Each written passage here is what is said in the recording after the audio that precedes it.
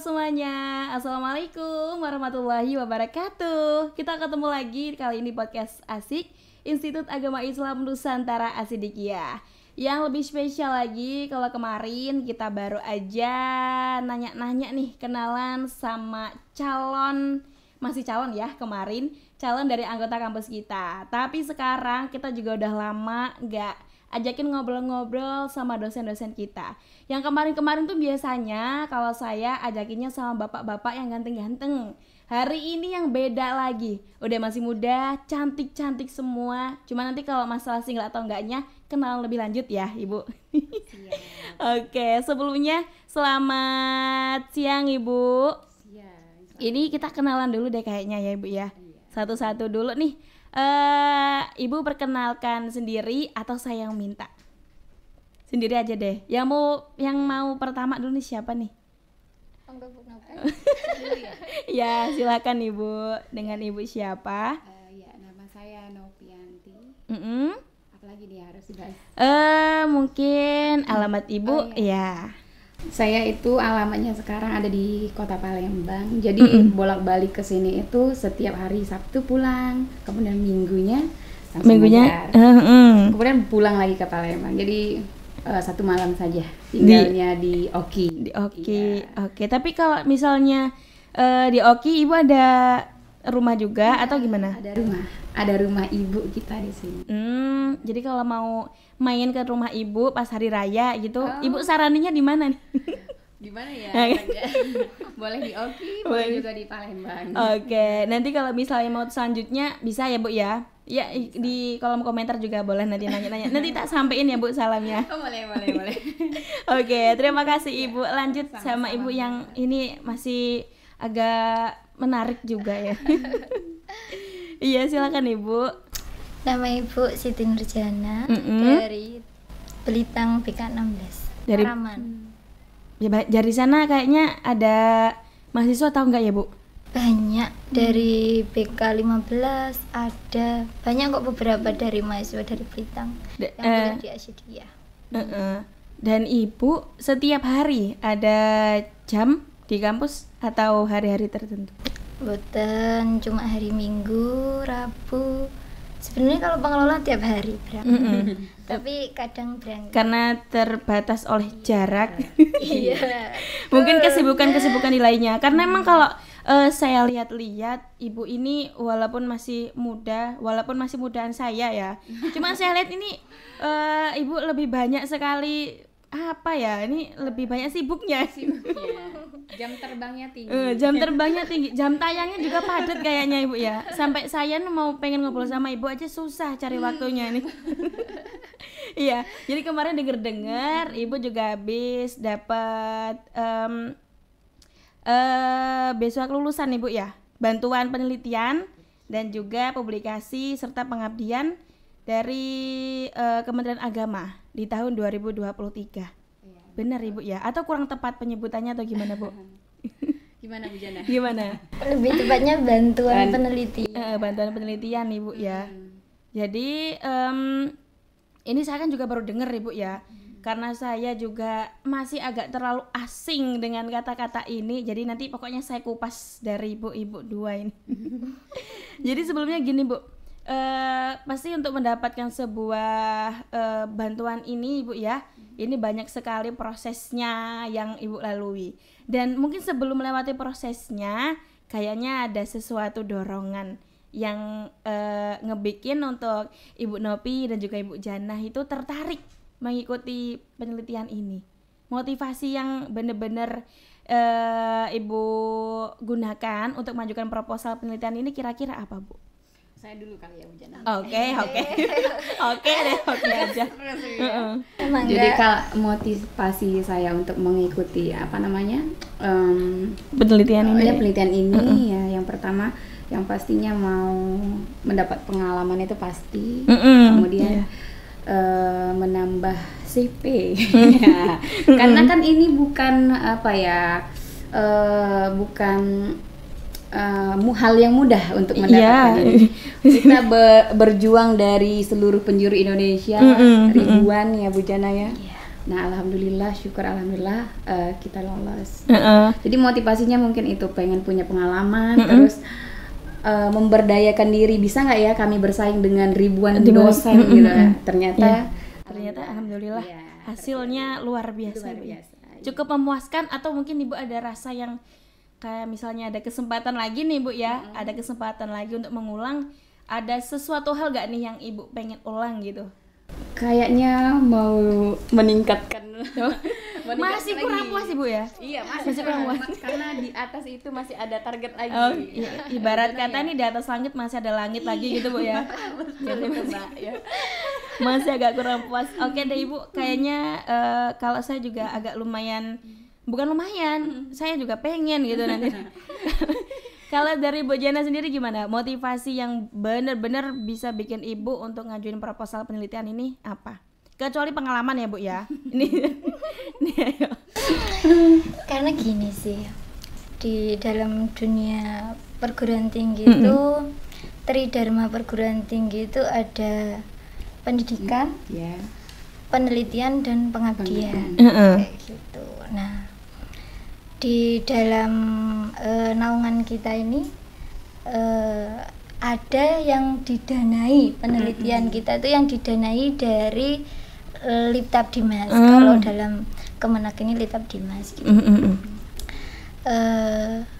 Motivasinya yaitu untuk memperdalam segala penelitian dengan teman-teman, berkolaborasi dengan Pak Agus yang saat ini belum bisa hadir, di tengah-tengah kita juga, dengan Bu Nopi.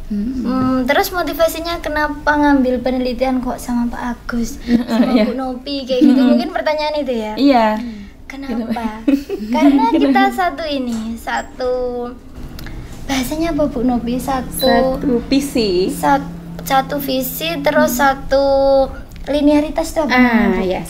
Kebetulan kita sama-sama keilmuannya itu pendidikan. Jadi kayak kita saling berkolaborasi, kolega lah bahasanya tuh. Kita berkolega dengan sahabat-sahabat dosen, ada Bu Nopi, ada Pak Agus kayak gitu. Iya, jadi kan mungkin nanti ada yang kenapa kok bisa Ibu gitu.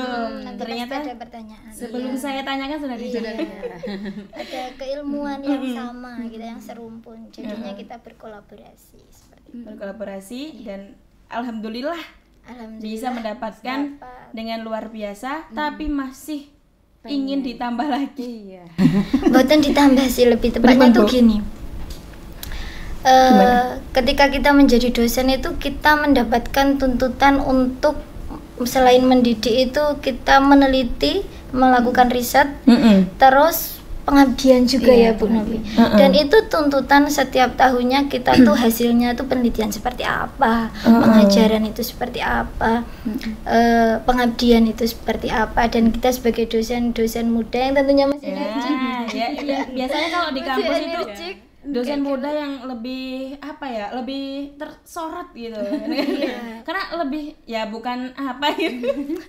Karena emang karena biasanya kan kalau sama anak muda lebih apa Bu ya, lebih leluasa atau lebih bisa mengimbangi gitu. Tapi tidak mengurangi rasa hormat kepada dosen-dosen yang lain juga tentunya. Oke, baik Ibu, untuk motivasi mengajukan proposal sudah terjawab, sudah puas, dan juga sudah jelas, bahkan pertanyaan yang belum saya tanyakan juga sudah. Jadi gini Bu, dari sekian banyak ya, jadi Ibu berhadapan dengan mungkin bertemu dengan dosen-dosen juga yang banyak, dan ini kira-kira lamanya proses penelitian ini berapa tahun atau bulan Bu? Dari penelitian untuk mendapatkan Liptabdimas ini. Dari proses ya. Prosesnya Bu.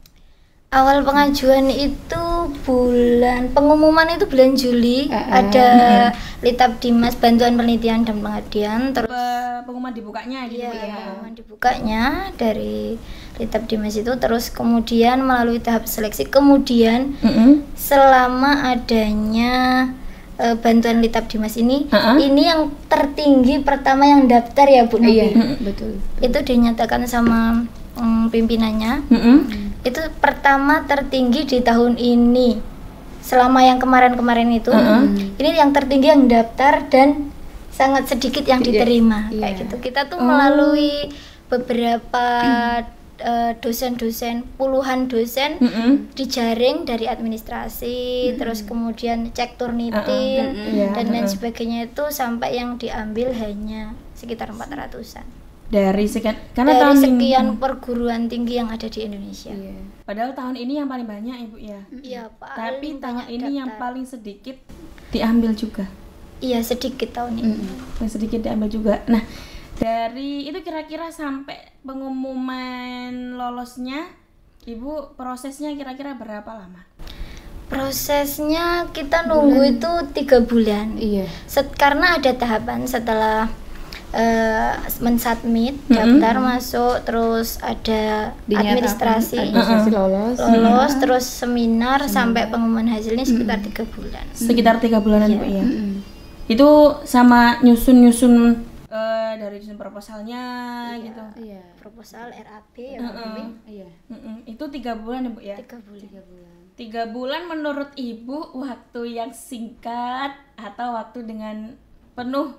Mungkin kayaknya singkat Bu ya, karena nggak kerasanya mau terus tapi gimana Bu?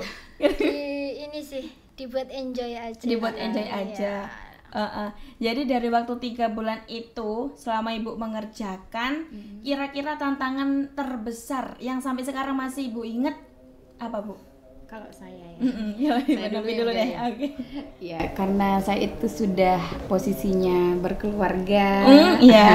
Udah berkeluarga Bu Novi ya. Sudah berkeluarga dan punya anak 1, Mbak. Sudah punya anak 1. Ya. Jadi selain sibuk di luar kampus, saya itu tetap meluangkan waktu dan tenaga saya dengan kewajiban saya di kampus. Jadi setiap malam itu selalu membuka buku, kemudian di waktu-waktu senggang kita atur jadwal sama Bu Jana ini gimana. Akhirnya kita melakukan pertemuan secara online ya Bu ya, tatap maya. Itu bisa kita mulai dari jam 9 malam. Nah, baru bisa dimulai ya Bu? Iya, karena mengkondisikan bocil dulu dan menuntaskan tugas-tugas yang lain. Jadi jam 9 itu kita mulai kembali berpikir keras gimana caranya. Dari jam 9, paling lama sampai jam berapa Bu? Nggak sampai jam 12 malam Bu ya. Cuma 1 jam. Ya, cuma 1 jam dan nggak sampai jam 12 malam. Kalau memang misalnya ada problem yang timbul, kita bisa gunakan chat WA gitu paling Bu ya. Iya.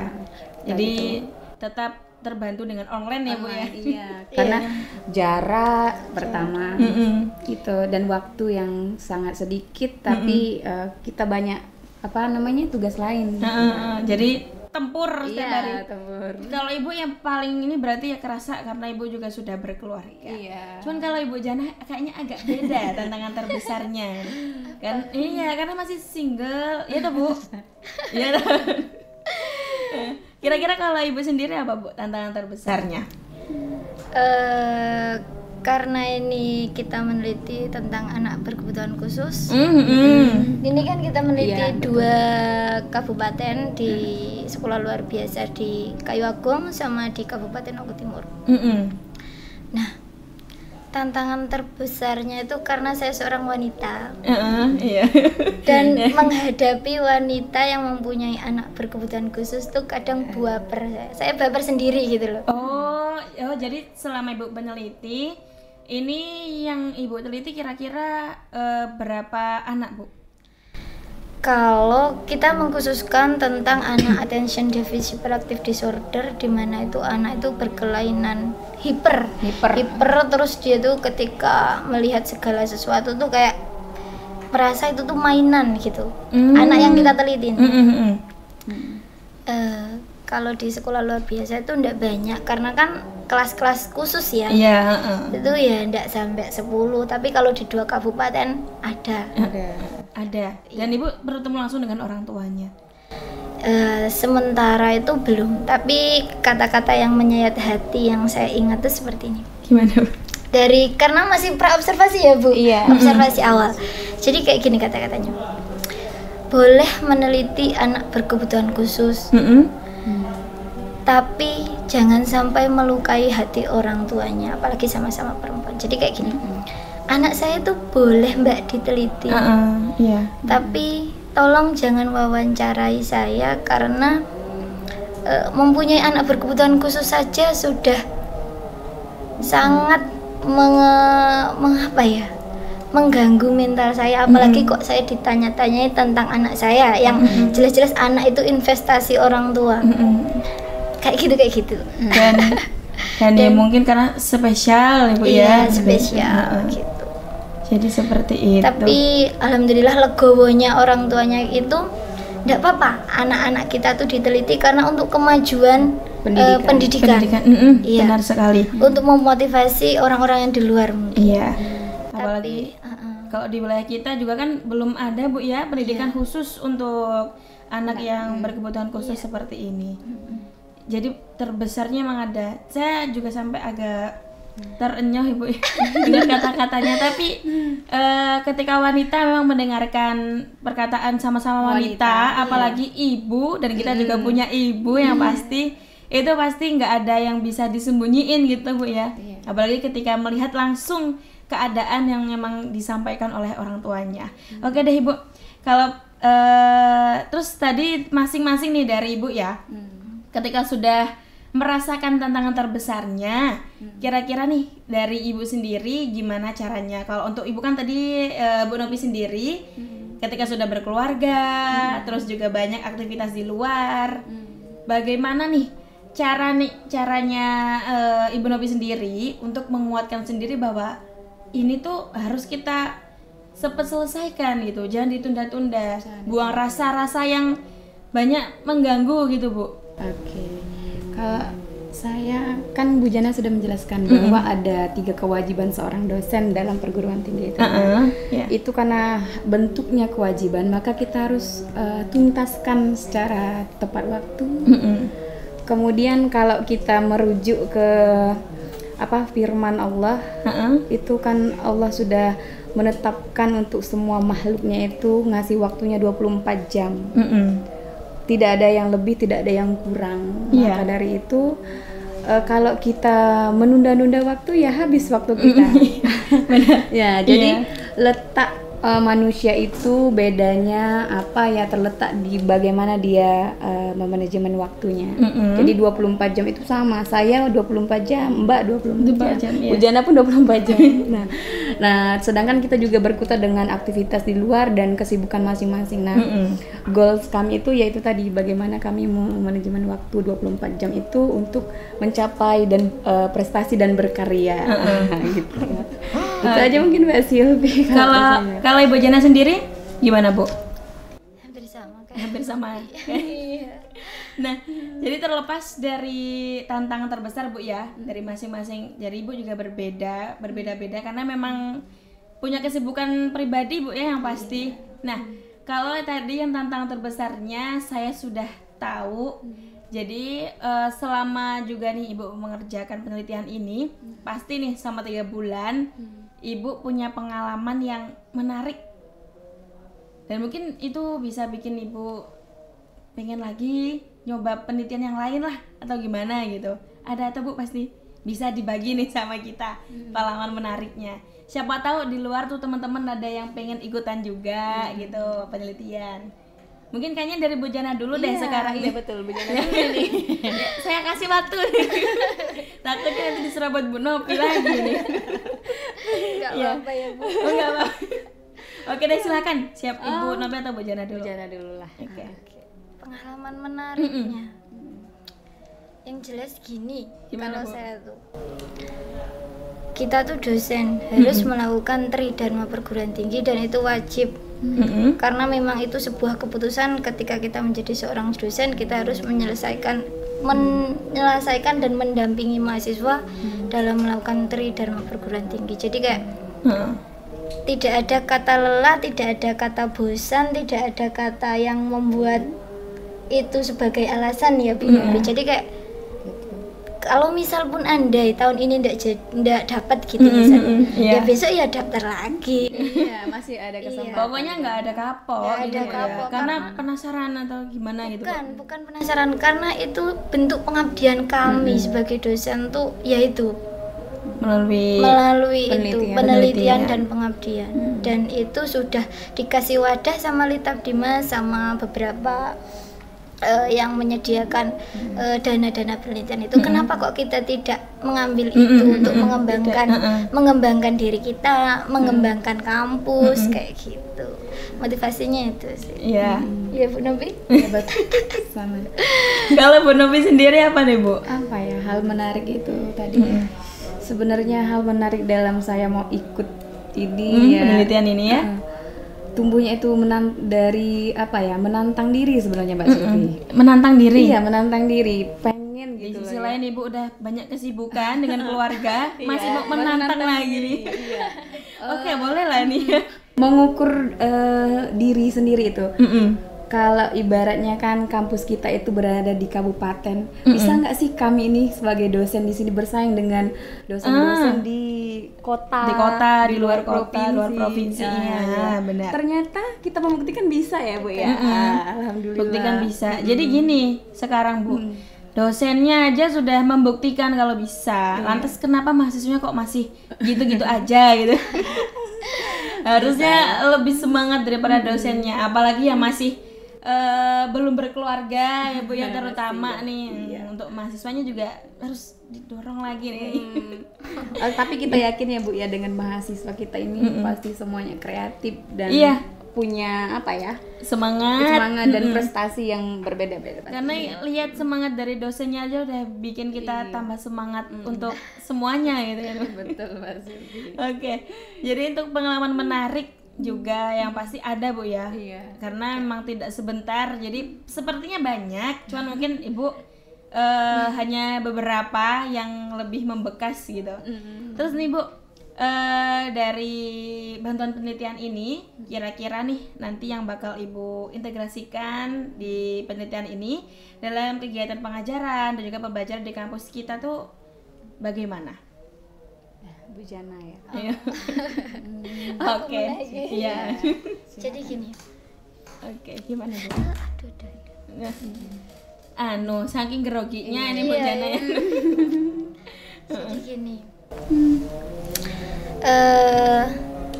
Karena kita keilmuannya pendidikan, begitupun kita mendapatkan bantuannya temanya di sekolah luar biasa pendidikan, outputnya ya. Nah, ini trik-trik, salah satu trik yang saya mau ceritakan kenapa dapat dana penelitian. Sebelum kita melakukan pengajuan dana penelitian, kita tuh juga harus melihat outputnya nanti tuh kayak gimana, mau ke mahasiswanya, mau ke masyarakatnya tuh kayak gimana. Ini tak contohkan dana yang dapat dari penelitian ini ya. Iya, silakan Bu. Kita tuh judulnya strategi direct interaction dalam mengembangkan kecerdasan linguistik siswa attention deficit hyperactive disorder. Itu tuh studi kasus di sekolah luar biasa di Oki dan Oku. Nah, outputnya tuh nanti kayak gini. Kita akan mengadakan seminar. Seminar itu untuk mahasiswa maupun untuk masyarakat umum. Tepatnya di kita akan adakan di Asidikia di kampus kita sendiri, tapi itu seminar untuk umum maupun mahasiswa. Karena kita tuh outputnya di desa, kita tahu sendiri sekolah luar biasa tuh jauh-jauh. Di bahkan Papua hanya ada satu. Menurut saya belum ada di sekitar kita juga Bu ya. Masih minim sekali. Sedangkan tidak bisa kita pungkiri anak luar biasa itu ada di setiap desa. Dan menurut undang-undang, sekolah anak luar biasa itu berhak mendapatkan pendidikan yang layak sama dengan anak normal lainnya. Makanya sekarang tuh banyak sekolah-sekolah inklusi ya Bu Novi. Sekolah dasar sekarang tuh inklusi. Anak itu ternyata tuh tidak hanya anak luar biasa itu tidak hanya bisa sekolah di sekolah luar biasa loh, tapi anak-anak berkebutuhan khusus, anak luar biasa itu boleh mendapatkan pendidikan yang layak dan boleh bersekolah di sekolah umum seperti teman-teman yang lainnya. Meskipun capaian pembelajarannya, hasil belajarnya itu tidak sama dengan anak-anak yang lain. Karena tapi anak-anak tersebut berhak memperoleh pendidikan yang layak. Kenyataan di lapangannya kan kayak gini. Mungkin yang mempunyai anak luar biasa itu kayak ya wis lah, anakku ngini ndak boleh daripada sekolah nanti malah nggak naik kelas, malu sama yang lain dan sebagainya. Gitu kita akan menumbuhkan paham-paham bahwasanya anak luar biasa itu juga mempunyai masa depan sama dengan anak normal yang lainnya. Anak normal lainnya aja yang sekolah belum tentu semua jadi guru, belum tentu semua ya pinter-pinter. Anak luar biasa pun kalau kita lihat di kota-kota itu ya bisa jahit, bisa melukis, bisa nyanyi. Kita akan menumbuhkan rasa motivasi untuk masyarakat, makanya kita mengadakan outputnya salah satunya adalah seminar kayak gitu. Dan seminarnya untuk umum Bu ya? Umum. Nanti informasi lebih lanjutnya atau bisa Ibu sampaikan sekarang mengenai seminar itu Bu? Itu masih kita jadwalkan, tapi kita akan sharekan ininya ya, pendaftaran atau apa seminarnya itu nanti kita sampaikan secepatnya.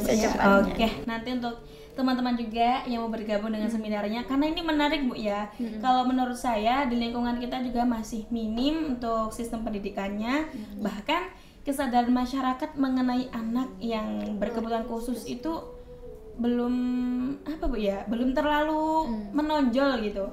Ya masih tetap menganggap sepele akan hal itu. Bahkan banyak juga anak-anak yang seperti itu lebih baik tidak disekolahkan saja. Nah itu yang melatar belakangi penelitian kami.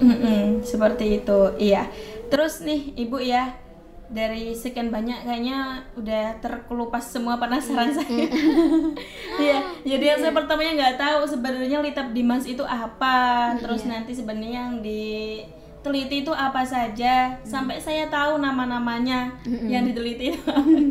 Jadi nih yang terakhir Ibu, saya mau minta dari masing-masing ya, dari Bu Novi dan juga Ibu Jana, kira-kira pesan dan juga saran nih untuk semua mahasiswa, khususnya pokoknya mahasiswa yang ada di luar sana untuk umum. Kira-kira apa nih yang ingin Ibu sampaikan mengenai tentang baik itu pendidikan atau tentang penelitian Ibu? Apa ya? Iya, dari Bu Novi dulu mungkin. Iya. Bu Novi saja.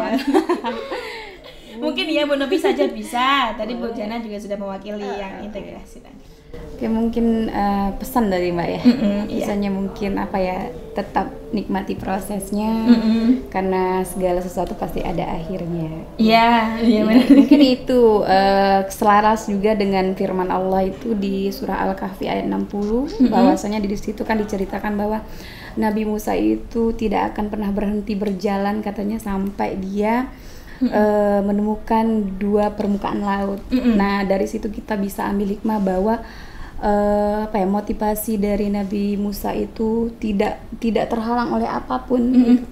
Dia tetap mengejar apa yang diinginkan. Nah, mungkin seperti itu untuk para mahasiswa di luar sana ya. Jangan punya mental apa ya bahasa sekarang itu, mental kerupuk. Iya, mental kerupuk. Kena air sedikit aja langsung lembek kayak seblak gitu. Karena manusia itu pasti punya masalahnya, dan Allah juga sudah memfirmankan itu dalam surah Al-Quran kan, tidak ada satu manusia pun yang tidak kami uji. Ketika diuji dia kuat, maka dia itu termasuk orang yang beriman. Seperti itu. Mungkin itu Mbak Silvi pesannya ya untuk mahasiswa di luar sana. Baik, terima kasih Ibu pesannya. Ibu Jana mungkin mau menambahkan? Sama aja. Sama aja ya. Oke, terima kasih Ibu sudah berbagi pengalaman, berbagi cerita menarik, juga berbagi motivasi, saran, bahkan sampai ya cerita mengenai pemahaman lah mengenai anak yang memang berkebutuhan khusus, terutama di sekitar wilayah kita Bu ya. Saya nantikan Bu untuk seminarnya lebih lanjut. Informasi lebih lengkapnya kita tunggu secepat-cepatnya. Iya, nanti bisa sampaikan atau mungkin nanti kalau mau dipromosikan melalui sosial media gitu Ibu ya. Iya. Oke, sekali lagi terima kasih untuk Ibu Novi dan juga Ibu Jana yang sudah menyempatkan waktunya untuk ngobrol. Saya cari Ibu sampai keliling wilayah kampus kita kemarin. Alhamdulillah bisanya sekarang ya. Saking sibuknya Ibu, banyak jam terbangnya padat kan. Iya. Untuk Ibu juga selamat beristirahat atau bertugas kembali. Ini sebelumnya pokoknya terima kasih banyak untuk Ibu juga sudah berbagi pengalaman. Untuk teman-teman juga yang masih ingin tahu, nanti mungkin bisa ada kelanjutan Bu ya mengenai pembahasan kita tentang anak yang berkebutuhan khusus ini. Nanti juga bisa ikut hadir di seminar yang waktunya akan kita usulkan nih. Usulkan nih. Orang Ibu aja yang ikut. Kok saya mau ikut usulkan ini ya gimana gitu. Oke, baik untuk teman-teman asik juga yang sudah sering banget ikutin kegiatan kita mulai dari semua akun sosmed, dari TikTok, Facebook ataupun YouTube dan juga Instagram. Terima kasih yang belum subscribe YouTube kita, silahkan di-subscribe. Bisa juga untuk konten ini. Yang menganggap konten ini juga bermanfaat, silahkan like, subscribe, dan juga share ke kerabat terdekat kamu. Terutama nih, mungkin ada dari keluarga kamu juga yang kira-kira agak sedikit nyaut Bu ya dengan pembahasan kita di hari ini. Dan pokoknya terima kasih untuk semuanya yang sudah stay tune di akun kita. Untuk semuanya tetap semangat terus, jangan sampai kayak kerupuk mentalnya. Pokoknya jangan sampai goyah karena kata-kata mungkin atau lain sebagainya. Semangat terus pokoknya semuanya. See you next time. Wassalamualaikum warahmatullahi wabarakatuh. Kemudian menambah CV. Karena kan ini bukan apa ya,